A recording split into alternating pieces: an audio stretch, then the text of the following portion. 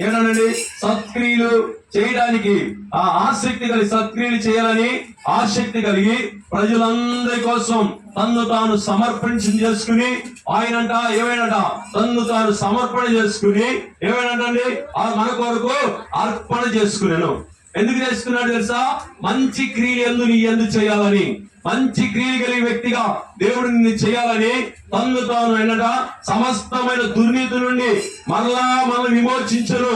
సమస్తమైన దుర్నీతుల నుండి, దుర్మార్గమైన పరిస్థితుల్లో ఉండి, దుర్నీతిమైన క్రియల మధ్యన ప్రజలు ఉన్నారని గ్రహించి మనల్ని విమోచించడానికి ఏం చేయాలంటే ఆయన ఏం చేశాడంటే సత్క్రియలందు ఆసక్తి కలిగి ప్రజలు తన కోసము పవిత్రపరచుకుని తన సొత్తుగా చేసుకోవడానికి తన్ను తాను అర్పణగా అర్పించుకున్నాడు.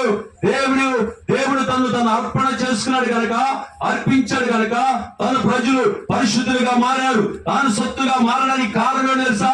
ఆయన రక్తం కార్చడం ద్వారా, ఆయన ప్రాణం